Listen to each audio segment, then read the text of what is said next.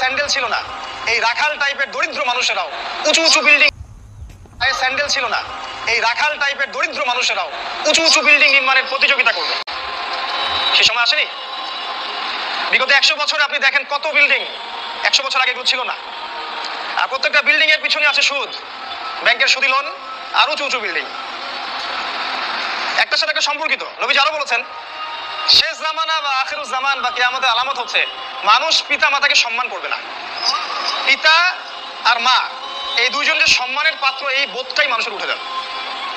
সম্পদের জন্য মানুষ তার পিতাকে হত্যা করবে, ভাই তার ভাইকে হত্যা করবে, স্বামী স্ত্রীকে হত্যা করবে, স্ত্রী স্বামীকে হত্যা করবে, এমনকি সন্তান মাকে পর্যন্ত হত্যা করবে সম্পত্তির কারণে। আর পিতা মাতার সাথে দাস দাসীর মতো আচরণ করা হবে। নবী সাল্লাল্লাহু আলাইহি ওয়াসাল্লাম বলেছেন, কিয়ামতের অন্যতম নিদর্শন হচ্ছে যে সমাজের বেশিরভাগ মানুষ সুদের সাথে জড়িত হয়ে যাবে। ইচ্ছায় হোক আর অনিচ্ছায় হোক, হয় ব্যক্তি সুদ খাবে, না হলে সুদ দিবে, না হলে সাক্ষী থাকবে, না হলে লিখে রাখবে। আর আমাদের নবী মুহাম্মদ সাল্লাল্লাহু আলাইহি ওয়াসাল্লাম এই 4 শ্রেণীর মানুষকে সমানভাবে অভিশাপ দিয়েছেন। তিনি বলেছেন, আমি মুহাম্মদ সাল্লাল্লাহু আলাইহি ওয়াসাল্লাম আপনার নবী, তিনি বলেছেন যে আমি 4 শ্রেণীর মানুষকে অভিশাপ দিয়ে গেলাম।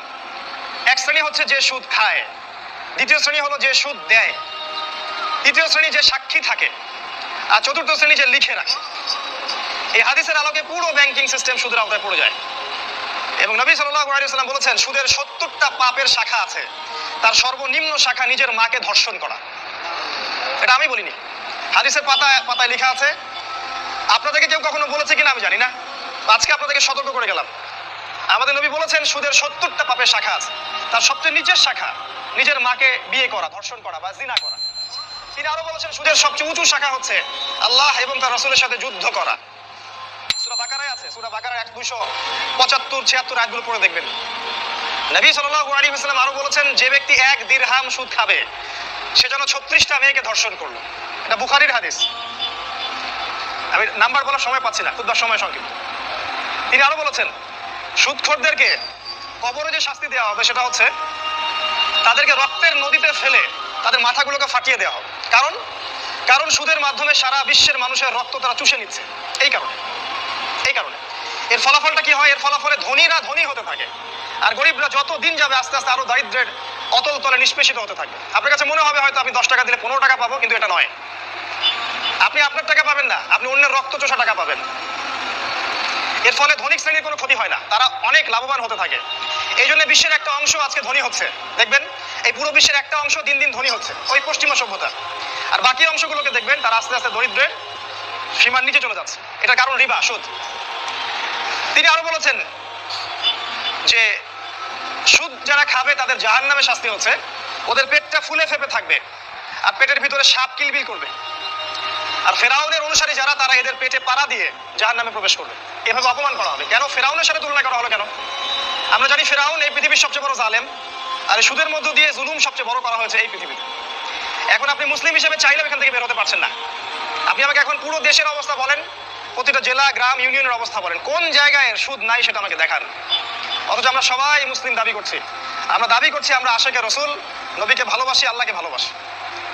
আমরা এতটুকু বলবো যে আপনি আপনার কবরের জন্য অপেক্ষা করতে থাকেন, তারপরে দেখেন কি হয়। বিশ্বাস করেন, আপনার রিজিকের মধ্যে যদি 1টা টাকা হারাম থাকে, যতক্ষণ সেটাকে আপনি ত্যাগ না করছেন, আপনার ইবাদত কবুল হবে না। কোনো ক্ষমতা নাই এই হাদিসটাকে উল্টায় দেওয়ার। আল্লাহ পাক বলেছেন, ইন্নাল্লাহা তাইয়্যিব লা ইকবালু ইল্লা তাইয়্যিব। আল্লাহ পাক পবিত্র, তিনি পবিত্র রিজিক ছাড়া কবুল করেন না। 3 জন ব্যক্তির দোয়া কবুল হয়, নবীজি বলেছেন।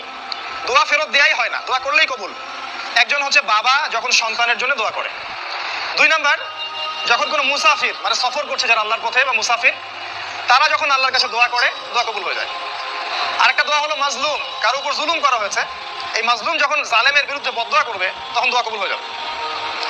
এই মুসাফিরের দোয়া কবুল হয়। একজন মুসাফির হাত তুলে আল্লাহকে বলছিল, আল্লাহ আমাকে এইটা দাও, আল্লাহ আমাকে ওইটা দাও। আর আমাদের নবীজি দেখে বললেন যে মুসাফিরের দোয়া কবুল হয়, কিন্তু এই ব্যক্তির দোয়া কেমন করে কবুল হবে যার খাবার হারাম, পানীয় হারাম, পোশাক হারাম, সবই হারাম।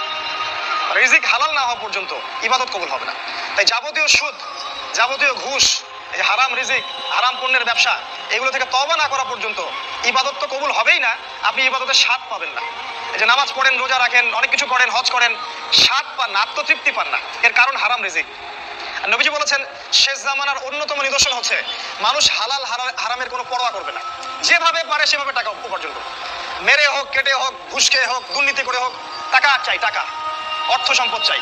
ভাবখানা এমন যে সে যেন পৃথিবীতে 1000 বছর থাকবে, 1 সেকেন্ডের মধ্যে সে পরকালে চলে যেতে পারে, হুশটা তার নাই। আল্লাহ পাক বোঝার তৌফিক দান করুন, আল্লাহুম্মা আমিন। নবী সাল্লাল্লাহু আলাইহি ওয়াসাল্লাম আরো বলেছেন শেষ জামানার অন্যতম নিদর্শন হচ্ছে জিনা, মানে নারী আর পুরুষ অবৈধ সম্পর্কে লিপ্ত হবে। এখন দেখবেন ঘরে ঘরে জিনা। আর এই জিনার মাধ্যম কি? মাধ্যম ওই যে আপনার টেলিভিশন, আপনার ইন্টারনেট, আপনার ওই যে পরকিয়া, আপনার ছেলে নারী পুরুষের একসাথে চলাফেরা করা, ফ্যামিলিস্ট রেভলিউশন, মেয়েদের বেপর্দা হওয়া, একসাথে ছেলে মেয়েদেরকে পড়াশোনা করানো, এগুলো সবই জিনার কারণ।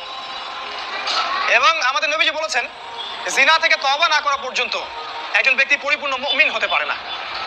যখন মানুষ এই জিনার মধ্যে লিপ্ত থাকে তখন সে পরিপূর্ণ মুমিন থাকে না। কিয়ামতের অন্যতম নিদর্শন যে জিনা বাড়তে থাকবে, ধর্ষণ বাড়তে থাকবে, ইফটিজিং বাড়তে থাকবে, মেয়েদের বেপরদামি বাড়তে থাকবে। এগুলো দেখেন, চোখের সামনে দেখতে পারবেন। দেশে ধর্ষণের কি অবস্থা দেখতে পাচ্ছেন না? স্বামীকে বেঁধে রেখে স্ত্রীকে ধর্ষণ করা হচ্ছে, বাবার সামনে মেয়েকে ধর্ষণ করা হচ্ছে, জনসমক্ষে গণধর্ষণ করা হচ্ছে, বাসে ধর্ষণ করা হচ্ছে। আর যেহেতু ইসলামিক কোনো অনুশাসন নাই এই সমাজে, ইসলামের অনুশাসন ছিল কেউ ধর্ষণ করলে তাকে মৃত্যুদণ্ড দিতে হবে, জনসমক্ষে মৃত্যুদণ্ড দিতে হবে। সেটা যেহেতু আমরা বাস্তবায়ন করতে পারিনি, এই জন্য পাপের কোনো শাস্তি হচ্ছে না, এই জন্য পাপীরা লাইফ হয়ে যাচ্ছে। কাল যখন আপনার বাসায় এই সমস্যাটা আসবে তখন বুঝতে পারবেন যে ইসলামের আইন কাকে বলে। ইসলামিক যে লস, চুরি করলে চোরের হাত কেটে দাও,